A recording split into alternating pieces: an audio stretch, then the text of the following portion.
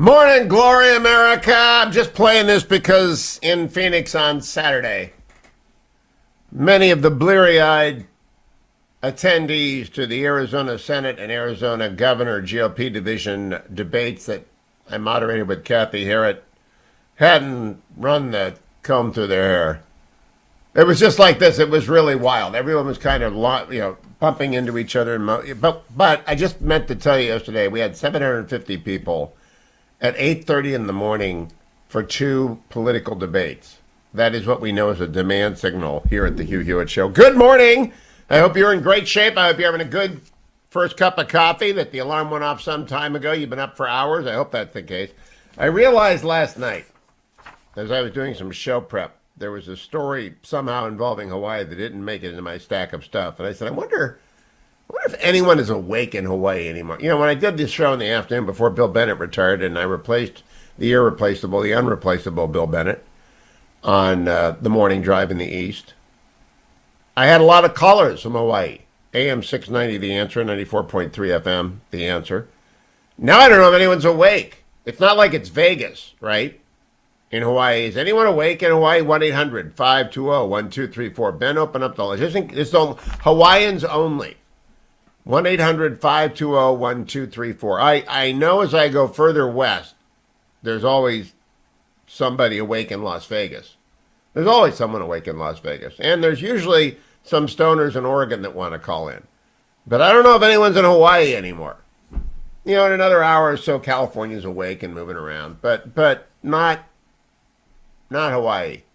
The island gently, while my guitar gently sleeps, should be while my island gently sleeps. I don't know that anyone in Honolulu stays up past midnight. To my knowledge, they don't. But there might be someone out drinking tonight. 1-800-520-1234. Joe Biden at the White House yesterday, cut number 4. I think it'd be wise to leave the country. I'm not talking about our diplomatic corps. I'm talking about Americans who are there. I hate to see them get caught in a crossfire if, in fact, they did invade. And there's no need for that. And if I had anyone there, I'd say leave. Get out, Americans. Looks like Macron's trip to Russia has not infused the president with a lot of confidence. He did, however, make a declaration yesterday that was immediately contradicted in the European papers. Cut number 5, please. If Russia invades, that means tanks or troops crossing the border of Ukraine again. Then there will be no longer a Nord Stream 2. We will bring an end to it. How will you do that exactly, since the project and control of the project is within Germany's control? We will, I promise you, we'll be able to do it. Yeah, immediately contradicted by Olaf Scholz, the German chancellor.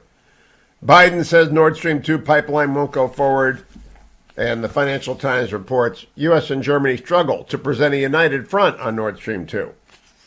Meanwhile, Macron, the president of France, was in Russia dancing with Putin for 6 hours at the longest table in history. Ukraine's army plans drills with drones, anti-tank missiles beginning later this week. It's February the 8th. They start those drills in 2 days. Putin says he wants a peaceful solution, but he refuses to pull back troops, sort of like Hitler talking to Neville Chamberlain about a small country far away.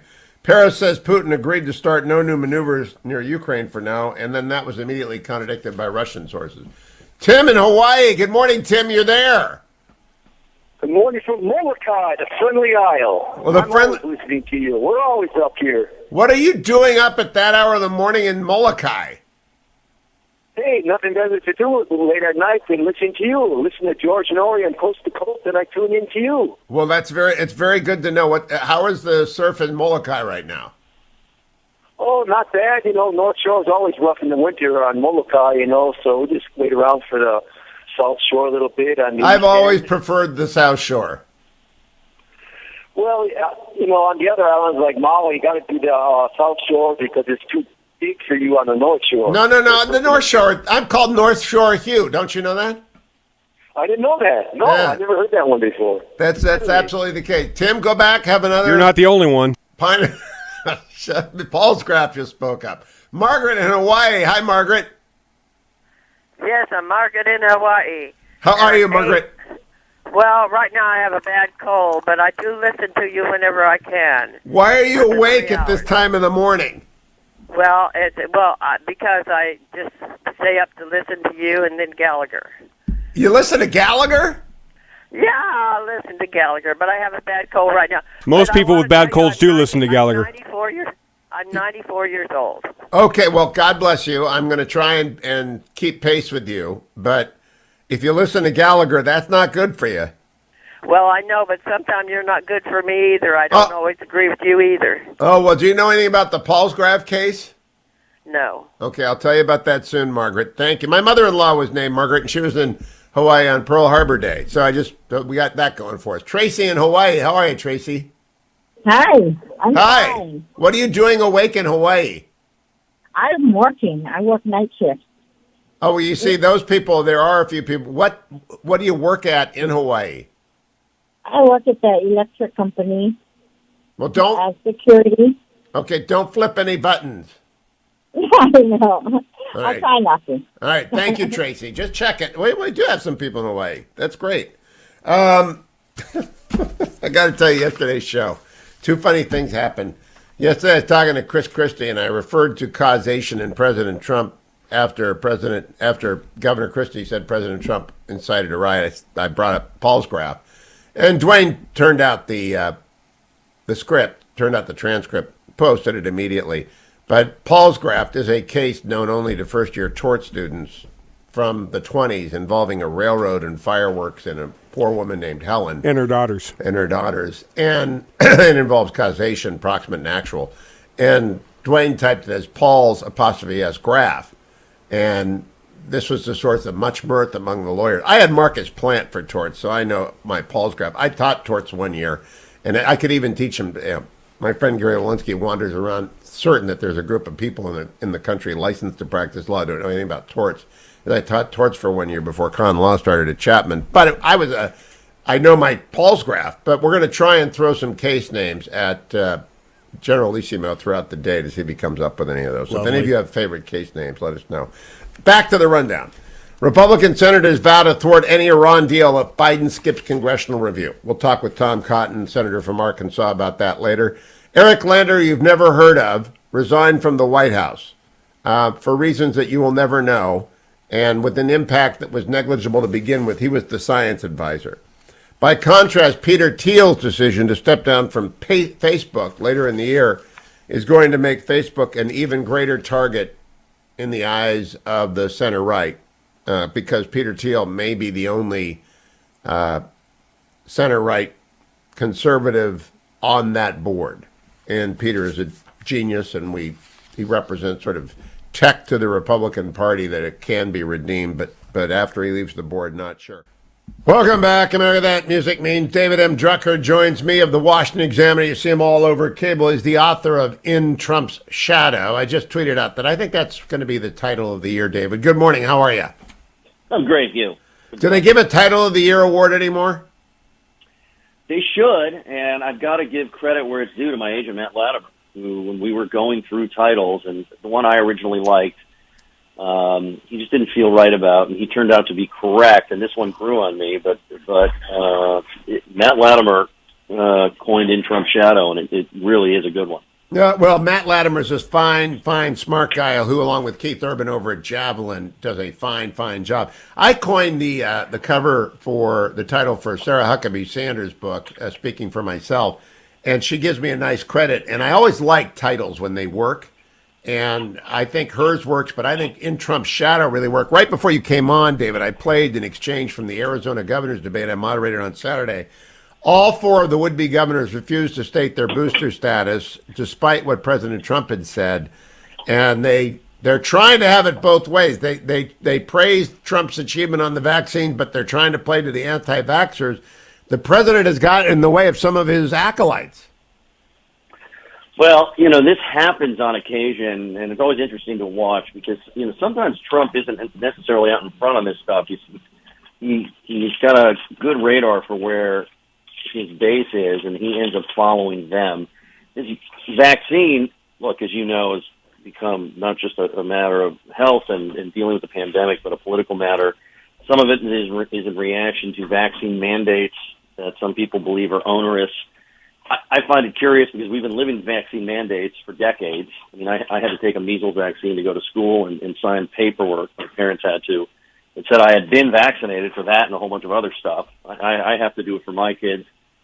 People have been doing it forever. Obviously, the coronavirus vaccine is something different because it's new. It was sped through the process. It's good that it did happen. I think it's enabled us to get to a place where we can feel comfortable getting back to normal. We're starting to see states like Connecticut and New Jersey and Delaware, not exactly hotbeds of republicanism, with their governors saying it's time to get back to normal, let alone Colorado and a few other states run by Democrats. So I think the former president has been right to take credit for Operation Warp Speed, right to encourage people to get the vaccine. And, this debate about whether there should be mandates or not will continue. Usually, in my lifetime, Republicans, whenever they thought of these things, were fine if they were coming from states and localities. They just didn't feel comfortable with them coming from the federal government, as President Biden tried to do. So in some ways, what we've seen over the past few months is rather typical. But the idea, particularly on the right versus where it used to be on the left, that you wouldn't want to get a vaccine, that you would not trust a vaccine, and you wouldn't want to discuss whatever choice you made is something that's rather new and kind of weird. But there is this odd division within the Republican Party. You can be pro-Trump or anti-Trump. You can be pro-vaccine or anti-vaccine. But normally if you're pro-Trump, you're pro-vaccine, and you answer the question on booster, and the four candidates who are pro-Trump wouldn't. Then I asked the four candidates who were running for Senate if they agreed with Mike Pence's interpretation of the Electoral Count Act or Donald Trump's. I agree with Mike Pence's, but three of the four candidates agree with Donald Trump. And the president's legal reasoning is simply not sustainable, David. Do you think many people are going to follow him over the cliff on that? They are, at least on the ballot. I've been covering the Arizona primary, the Ohio primary. The Pennsylvania primary is a little bit of a different animal, but we'll see where that is. But here's the thing. This issue of whether or not the election was fraudulent versus an election that was legitimate and fair but just had some voter irregularities has become one of the biggest issues in Republican primaries. And we have seen candidates from elite pedigree backgrounds, not just your outsider populist, follow the president on this issue. And look, the really interesting thing is, and I reported this in Trump Shadow, the vice president always thought that it was weird that somehow there was a backdoor in the Constitution that enabled one man or woman, the vice president, to decide who won the election, to send back a certified slate of electors, right? We're not talking about competing slates here, but something that had been certified by the state, meaning the legislature, the governor, all the procedures.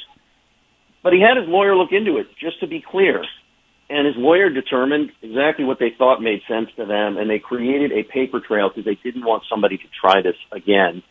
And when I talk to Republicans running for Senate, a lot of them simply decide that they are going to be with Trump on this issue, I think because they do not want to anger the Republican base. And then you have the fence sitters who don't want to really comment on the constitutionality issue that will say, well, if I had been in the Senate, I wouldn't have voted to certify. Right. People don't answer the question. It's like a sill and sure, but when they should just say, I disagree with the president. The Electoral Count Act provides Mike Pence with ministerial authority, and in the future, vice presidents can't just choose not to open up envelopes. It's like not naming who won the Oscar. I'm not going to name who won the Oscar today. I know, and I'm not surprised with what we're seeing from Mike Pence. This is what I covered in Trump Shadow. It's in there. It's just becoming, and now it's out in the open. That book is very, very, very timely and well titled. In Trump's Shadow, go and get it, by David Drucker. Come back for hour two as colleague Byron York kicks it off. Don't go anywhere, America. I'm Hugh Hewitt. Morning, glory, America. Bonjour, hi, Canada. Hugh Hewitt on the West Coast this morning. It's Tuesday, February the 8th, in the year of our Lord 2022. I'm live with Byron York. Follow him on Twitter at Byron York. Get his daily newsletter from the Washington Examiner. See him on Fox News all the time. Good morning, Byron. Good morning, Hugh. I want to begin with Chris Christie and Donald Trump. I'm sure you saw him on ABC News. He was on this show yesterday. He was on Guy Benson last night. He's throwing a lot of elbows, breaking a lot of China. What's going on there? Well, there's a place in a Republican Party race for a candidate who does what Chris Christie is doing. I'm going to go back to a discussion I had with the chairman of the Republican Party of Iowa. It's been a few weeks now. But he was kind of dividing up Republicans in Iowa. And about 25% of them, he thought, put Trump ahead of the Republican Party. They were big-time MAGA, absolutely loyal to Trump. About 50% of them put the Republican Party ahead of Trump, but they wanted Trump to win the nomination. Well, you got 75% right there. And about 25% wanted someone else.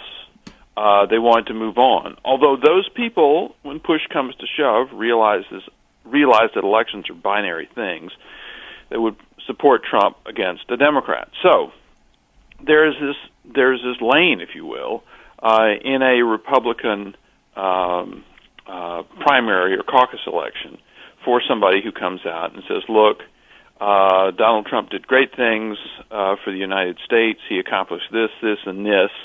But it's time for the party to move forward. It's time to look forward, not backward. There's no reason to be relitigating the 2020 election in 2024. Voters don't want to do that. And so there's a place for a candidate who says that, and Christie is clearly kind of positioning himself in that place. So, Byron, I asked him, do you expect any other candidates, if the former president runs, not named Christie or Hogan, to run? And he surprised me by saying yes, Mike Pompeo and Mike Pence. Yeah. Does that surprise you? No. What has happened is, I'll bring up Iowa again. I think 8 Republicans have been there in the past several months. The only one, by the way, who's on the normal list of candidates being mentioned, the only one who hasn't been there is Ron DeSantis. But the 8 of them have been there, including the ones you mentioned, Pompeo, Pence. And they're all kind of running in-case candidacies, just-in-case candidacies, in case Trump doesn't run. Now, at some point, they're going to have to make a decision to just go ahead if Trump says he's going to run, or not go ahead. Now, the thing is that, I'll just give you my personal opinion, which is the Republican Party needs a robust, multi-candidate primary and caucus season. They need to have that. The Trump people would like the idea of just literally not having, the contests.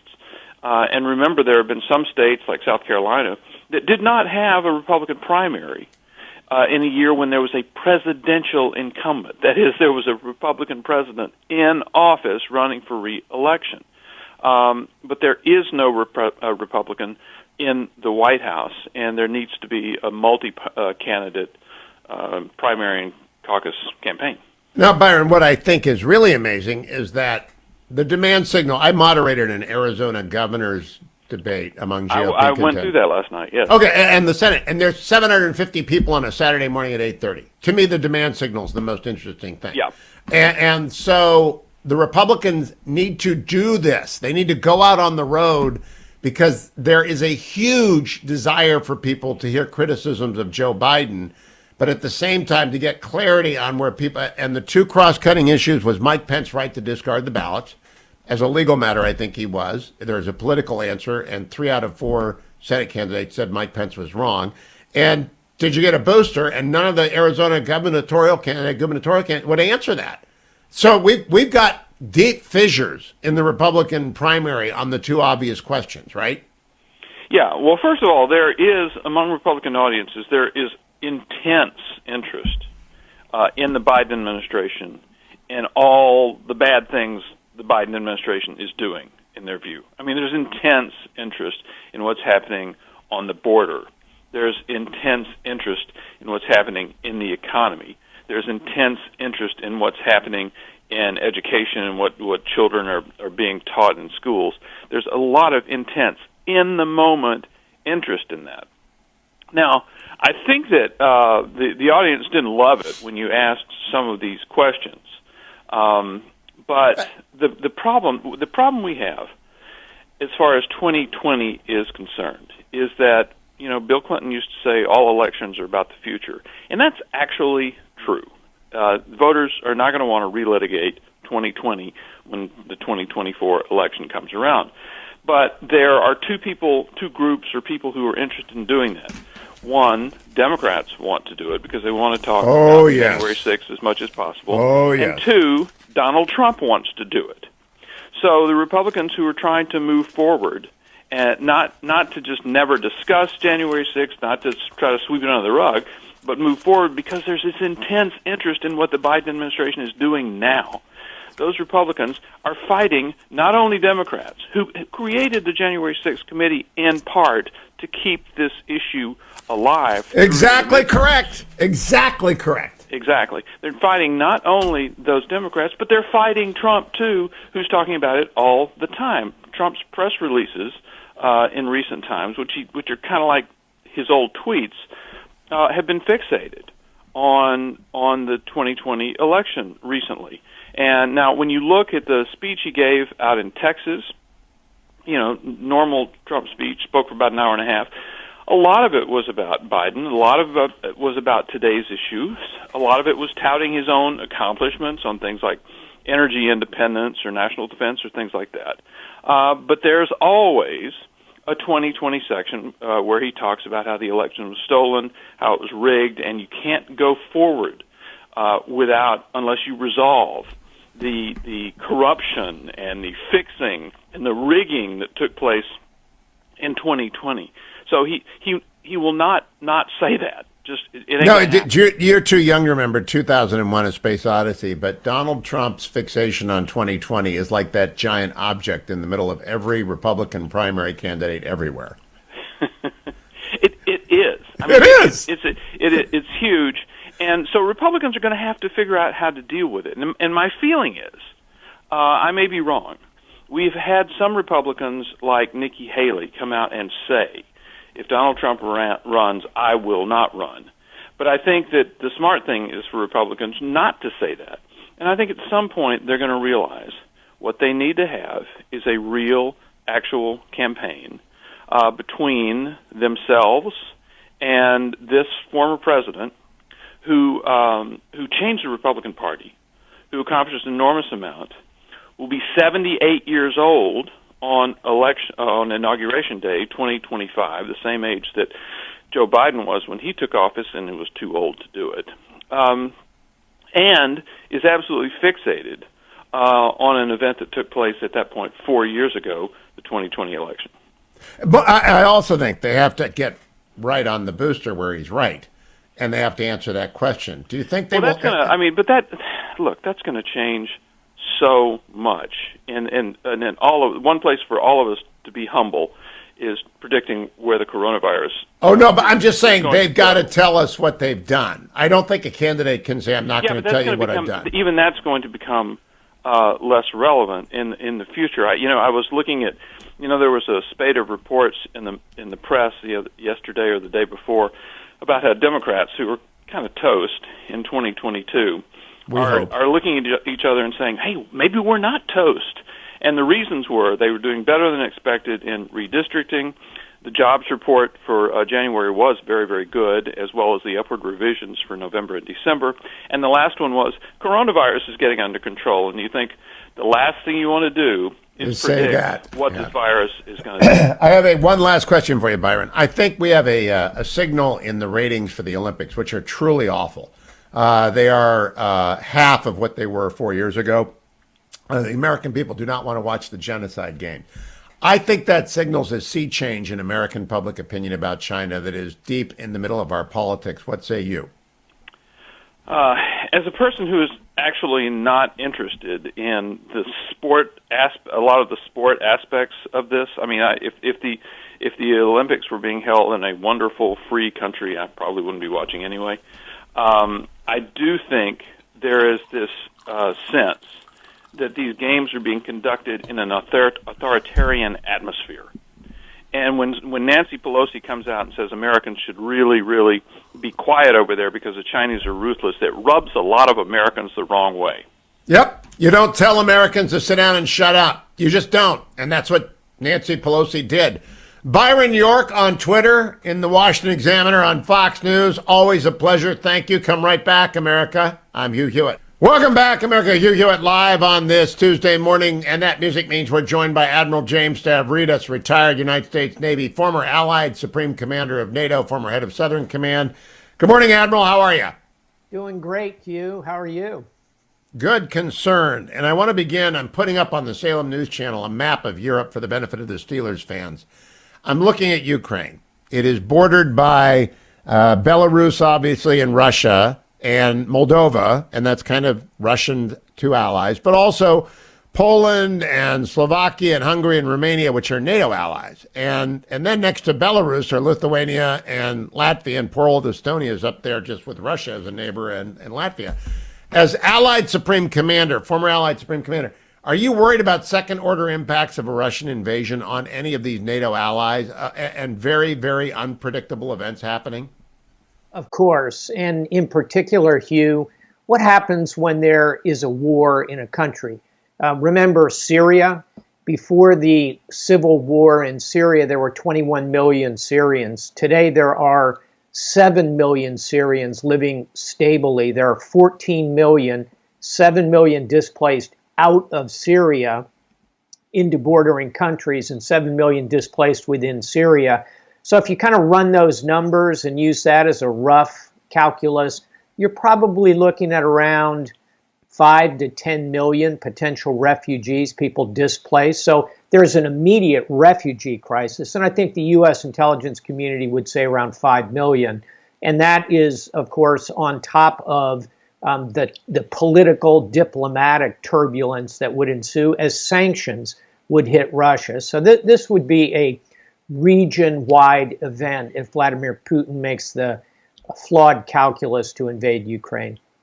So, Admiral, what is your successor in interest as commander of NATO doing right now?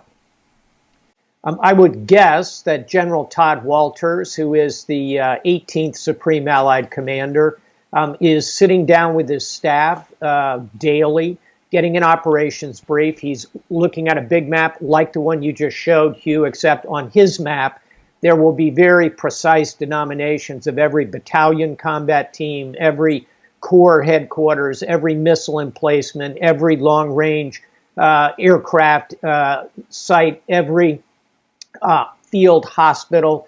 So my successor will be looking at all of those. He'll be in constant contact, by the way, with our allies, sharing that intelligence and information. Different nations will have different slices of the pie.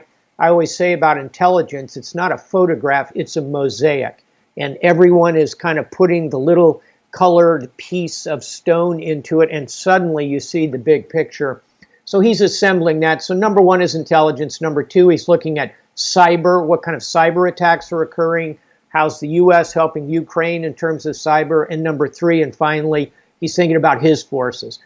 Here, by the way, Hugh, as you know, he's not only the Supreme Allied Commander of NATO, in charge of all military activity for the alliance, he is also dual-hatted as Commander U.S. European Command, thus in direct command of about 50, 60,000 U.S. troops that are stationed in Europe and have been augmented in the last week with another 3,000 U.S. troops. So he is a big basket of his own forces he's watching. That's sort of the three touchstones he'll be going through on at least a daily basis right now. So, Admiral, I want to remind our listeners that in war, bad things happen. The United States shot down an Iranian commercial airliner once. The Russians shot down, when they were invading Ukraine the last time, a commercial airliner. We bombed the Chinese embassy accidentally during the Balkans campaign.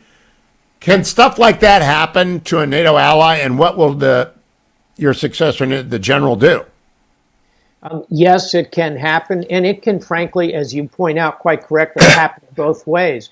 And, you know, we're often fond of saying, fond might be the wrong word, we often say that the Cuban Missile Crisis was the most dangerous moment in world history. It's certainly up there. Another one was when the Russians shot down KAL-007, the Korean jet. And in that instance, people on both sides went to hair-trigger nuclear alert. So if you're the Supreme Allied Commander of NATO, what you're worried about is that kind of miscalculation going one way or the other. The Russians shoot something down, we shoot something down, a stray missile intended to hit some target in western Ukraine ends up in Slovakia, and then suddenly you have an Article 5 situation. An attack on one is an attack on all. So you've got to be thinking about what are your responses militarily, putting up more missile defense, increasing cyber defense, moving units around so they're in less vulnerable positions, military response. But you also have a responsibility to the political level to give them that clear picture of what's happening so we can avoid these miscalculations. By the way, I'll close on this, but 1914, we all remember this, right? The Guns of August. How did that start, World War I? It started with an assassination in a dusty corner of the Austro-Hungarian Empire in Sarajevo, of all places. That miscalculation led to a loss of control of the ladder of escalation, and thus Europe sleepwalked into a war that killed 20 million people. By 1918, the Russian Empire is gone, the Austro-Hungarian Empire is gone, and the Ottoman Empire are gone. So big doors can swing on seemingly small hinges. The Kingsman movie in theaters now has a wonderful, if somewhat flawed, recreation of the Guns of August. I think people might find it entertaining since there isn't really a movie about, you have to read Dreadnought or something like that, or Barbara Tuchman. So let me ask you a specific and then a general question, Admiral. If you are the commander-in-chief of the Poland, and you probably know whoever it is, the Polish army or entire military structure, and Russia send some tanks accidentally across your border en route from Belarus, who makes the decision to repel that incursion or to fire back, NATO or Poland? The short answer would be both. So Poland, obviously, sovereign state, sees military activity, an invasion. And that would be defined, in my view, as the imposition of armed forces for political purpose without the consent of a sovereign state. I would say tanks crossing your border would be exactly that. So the Poles would be well within their rights immediately to warn the Russians, to demarche them diplomatically, on scene, to be transmitting on international frequencies. If the Russians did anything but turn around and depart immediately with apologies, you're Poland, you're well within your rights to light up those tanks and destroy them. Well within your rights. NATO, at the same time, is beginning the process of Article 5 consultations. The Poles would appeal this to the North Atlantic Council in Brussels. And this can go very swiftly, Hugh. It sounds bureaucratic, but it can move in a matter of 24 to 48 hours. And suddenly, Russia, you've got not only the Poles lighting up your tanks, you've got the whole alliance doing so. I think if Putin were incredibly foolish enough to cross a NATO border, Ukraine is not a member of NATO, but if he were to cross a NATO border, think Estonia would be the most likely candidate. I think the full weight and force militarily of the alliance would slam like a ton of bricks on any Russian forces in the region. So, Admiral, this is the qualitative question, not the quantitative. How confident are you in Russian command and control? And by that I mean, we bombed the Chinese embassy. We have the best Air Force in the world, right? And we bombed the Chinese embassy by mistake in the Balkans action. And we screwed up Libya and we shot down. So we have the best command and control. And we shot down civilian airliners. What's your worry that Russia doesn't have that good a command and control? A former senior national security advisor told me Putin's really got 150,000 frontline troops. That's about it. That's why Germany doesn't worry about him, because unless he goes to nuclear war. How good is his command and control? It's better than it used to be, and that's not a satisfying answer. But let me explain. let me explain. During the Chechen wars or during Afghanistan in the 80s. We saw an incompetent, ill-prepared army that was really a bunch of pirates in the field. A lot of them, overwhelmingly, it was a conscript army. That has all changed. Putin has rebuilt the Russian armed forces. It's a much more professionalized army. Many more people come in and stay in, kind of like our model. Maybe 30, 40% are now professionals. As well, unfortunately for the Syrians, they've been practicing command and control now for 5 years in Syria. That's been their training range, if you will. So it's better than it used to be. It's still, if the United States is an A, and as you point out, we make mistakes, Russia's maybe a C, maybe a C plus. Okay, that's worrying. It ought That's to be. very worrying. So let me conclude this way. Many years ago, early into Iraq, I went down to Camp Pendleton to go through their journalist training course with their kids that they were training to go over to Iraq. And the chief of staff to General Mattis, a wonderful colonel named Clark Lithane, wonderful guy, helped start the Semper Fi Fund, his wife did. Clark said, civilians just don't think about second-order impacts. I mean, he wasn't yelling at me. He's just saying, you guys just have no idea. What are the second-order impacts I'm not thinking about here, Admiral? One thing we haven't touched on, I know you're well aware of it, but I'd really call it the third order impact. If the first is the invasion, the second is the military response to it. The third order are the massive economic sanctions, which impact economies across Europe, obviously impact Russia, but there are many knock-on effects that will affect Europe very broadly, and ultimately the global economy as well. And then fourth order effect, if the Russians, again, are foolish enough to invade and try and occupy a big tranche of Ukraine, there's going to be a Ukrainian resistance that I predict will make the Taliban of Afghanistan look like a bunch of Boy Scouts in the mountains. Wow. Ukrainians are tough-minded people. They don't like the Russians, contrary to Putin's propaganda. They will fight. We will arm them. Boy, let's hope we don't get to that point. Last question. They say Kiev will fall in 72 hours. I mean, Medvedev, Zelensky would run, right? I mean, he'd go somewhere else. Think Charles de Gaulle going to Paris in World War II. There'll be a government in exile. They will no doubt be working the resistance. They will be financed and supported by NATO in that instance. They will also, by the way, control every Ukrainian embassy around the world. Those people aren't going anywhere. So Putin needs to, your point, Putin needs to think through these third and fourth order effects, because the long-range picture of him trying to occupy Ukraine, a massive country the size of Texas, 45 million people, boy, I wouldn't want that problem. Admiral, thank you for this intro. That ought to be on every network. That's great background. I appreciate it. It's helpful to have the former Allied Supreme Commander of NATO on. I appreciate it, Admiral. Have a good Tuesday. Welcome back, America. It's Hugh Hewitt, joined now by United States Senator Tom Cotton. Good morning, Senator. How are you? I'm good, Hugh. I hope you're doing well. I am. I want to talk to you about your position on the Judiciary Committee. You are going to have a role in questioning whoever it is that President Biden nominates to be the next justice in the Supreme Court. Specifically, Kevin Daly of the Washington Free Beacon wrote an article yesterday about Judge Brown Jackson, a member of the D.C. Circuit.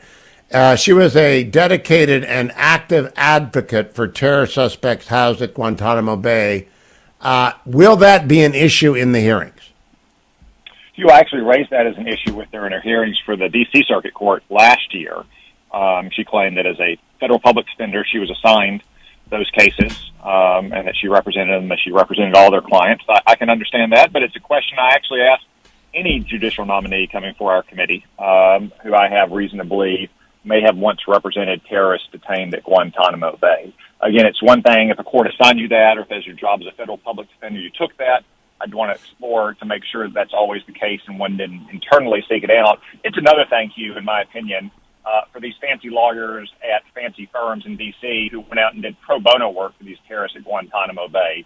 Look, you're entitled to do whatever kind of legal work you want, but I don't think someone who willingly and happily volunteered their time to represent a terrorist at Guantanamo Bay should hold a position of responsibility inside the Department of Justice or on our courts. If you are a public defender and you are assigned to a client, there's no doubt in my mind you owe them the complete ability that you have. But there are still some tactics off limits to you. There is an intimation in the Free Beacon article that she used tactics that the court objected to. Did that come up in her confirmation hearing to the D.C. Circuit? Not at that level of detail, Hugh. For a circuit court nomination, obviously Supreme Court nominations are a bit more involved. The hearings are much longer, so I expect we'll be able to explore the background of whoever the nominee is in great detail, their legal work, their professional work outside the law, their judicial character and temperament, as well as their philosophy and their overall worldview. No, I have no idea if this is true. It's a hypothetical. But some people released from Gitmo returned to the battlefield. And some people on the battlefield have now triumphed in Afghanistan in the rout of America in August and September. Will that line of causation and interweaving of life and events come up in a hearing? Is it legitimate?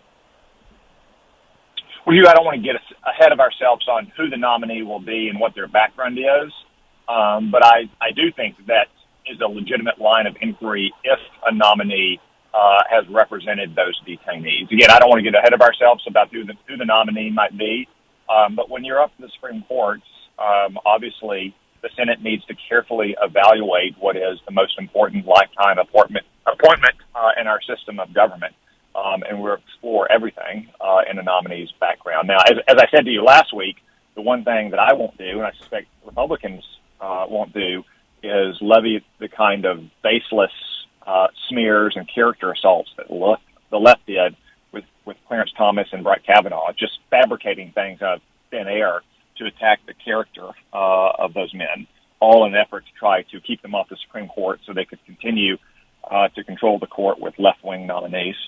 No, I don't expect. In fact, I will be gravely disappointed if any Republican does that. I do expect that the consequences of one's legal practice are fair subjects for inquiry. That if you represented big business or corporate interests, and those corporate interests trampled on individual rights, you're going to get questioned about that. If you represented Gitmo detainees, they got released and they ended up now running Kabul and killing Americans, you're going to get questioned about that. I'm just curious if you're the White House Chief of Staff or Attorney General Garland, whether or not you think they ought to be advising the president on all of the directions that are foreseeable for the question, and I believe these are foreseeable lines of inquiry. Do you think they're considering that? I don't think they need my advice on how to evaluate their nominees, but I suspect that given Joe Biden's woeful political standing, they are evaluating every possible line of inquiry and potential political vulnerability of a nominee, since that will reflect directly on a president whose approval rating is barely above 40% right now. And the worst part of his presidency was the collapse in Afghanistan, the loss of 13 troops in the last week of the evacuation, the loss of hundreds of thousands of Afghan SIV-eligible people, as well as the abandonment of Americans. I can't imagine they want that to come up in the Supreme Court hearing, and it will if it's Brown Jackson and her people are there. Yeah, I mean, remember, Hugh, some of the people that were purporting to represent the Taliban in those final days in August were detainees that the Obama-Biden administration released as part of their awful prisoner swap for the traitor Bo Bergdahl in 2014. I had forgotten that. So I just think it had not occurred to me that Brown Jackson would be other than a non-controversial nominee. But now I think, did you vote to confirm her on the D.C. Circuit? No, I did not, Hugh. She received only 3 Republican votes. All right, so I'm still going with my over-under on 65, but I'm beginning to think Justice Kruger or Judge Childs are going to be ahead of Brown Jackson. Can we turn now to the epic fail that was yesterday's theater at the White House between the German Chancellor and President Biden? President Biden saying Nord Stream 2 won't happen.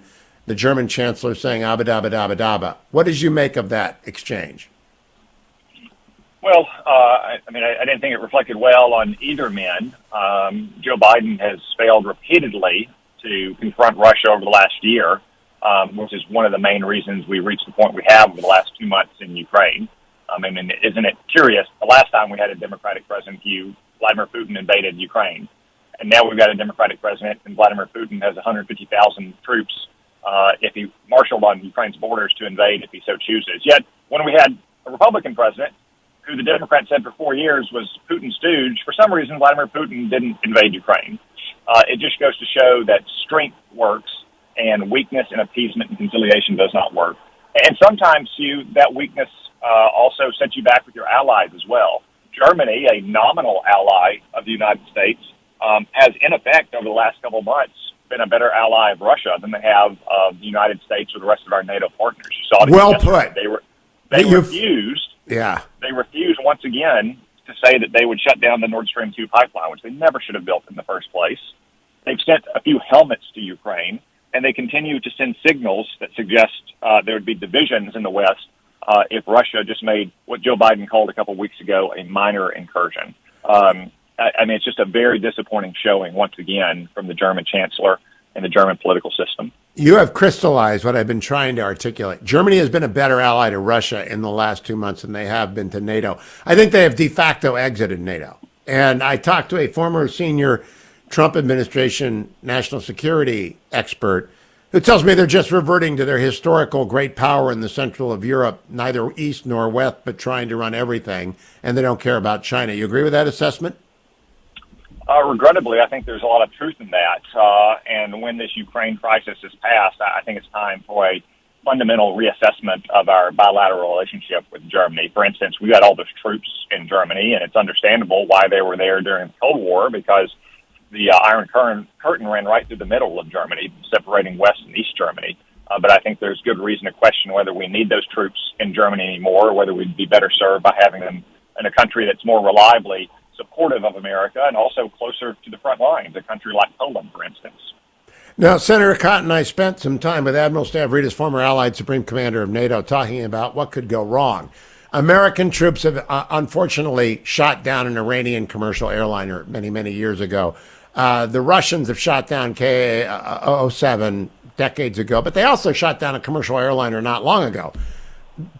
We bombed the Chinese embassy in Belgrade by mistake. Bad things can happen when a great power goes to war. Are you talking about that and fail-safe and what NATO will do and who's in command and control on the Poland border? Yeah, I mean, Hugh, obviously anytime a war starts, especially a war with great powers competing, you could have those kinds of unintended incidents. Civilian aircraft being at risk. Civilian shipping on the Black Sea, where Russia's Navy is gathering its forces. As you mentioned, embassies or other sensitive infrastructure are being mistakenly hit by munitions. And then the NATO borders of Ukraine. You have 4 different countries that belong to NATO on Ukraine's borders, and the risk of an incursion there, or potentially millions of refugees streaming across the border. The risk of those kinds of incidents that could spiral out of control are grave anytime a war begins. And that's one reason why Russia is playing with fire, and why it's regrettable that we've reached the point where Russia thinks that they're willing to play with that fire. Last question. We are dependent upon France's president to mediate this. What does that tell you about how far we've fallen in a year? Well, it's pretty far, Hugh. Again, for 4 years, the Democrats cried Russia, Russia, Russia, and accused Donald Trump of being Vladimir Putin's stooge, yet Vladimir Putin didn't do anything like he's threatening to do right now, or like he did in 2014. It just goes to show that when the American president projects the kind of weakness that he did specifically towards Russia for a year, and also more generally when the world sees what happens in Afghanistan, our allies begin to question our resolve, and they feel that they need to take matters into their own hands, and our adversaries feel that they can undercut our interest around the world. I think that is regrettably true. I appreciate your time, Senator Tom Cotton. Follow him on Twitter, Send Tom Cotton. And he's here every week, and we appreciate that. Thank you, Senator. These are hard times. You're working pretty hard when you're on Armed Services, Intel, and Judiciary in the Republican caucus, and Tom Cotton doing a good job on all of those. I want to hold up this book, Arthur Brooks's From Strength to Strength. I'm almost at the end of it. I've been reading it very slowly, and I will have Arthur on when the book actually debuts, but he's got a piece up in Atlantic today. This may be the most significant book for anyone in your life who's approaching 50, maybe, and everyone past it, but those especially approaching 50. Dwayne saw 50 years. I got to send it to Dwayne, From Strength to Strength. You just got to have the subtitle, Finding Success, Happiness, and Deep Purpose in the Second Half of Life. I spent a lot of lunch on Saturday or Sunday with Mark Roberts, who is senior strategist for the Dupree Center at Fuller Theological Seminary and runs the Third Project there as well as a daily devotional for people in the C-suite. And Mark and I were talking about the research into how people stay happy until the end of their days. And it's all in From Strength to Strength. And I cannot recommend a book higher than I recommend From Strength to Strength for anyone approaching 50 and certainly everyone past it. So that's just a commercial. He's not a sponsor. Arthur will come on. I just saw it on my desk and brought it up and remembered that you need to bring it up to your friends and put it into your small group. It's very, very important.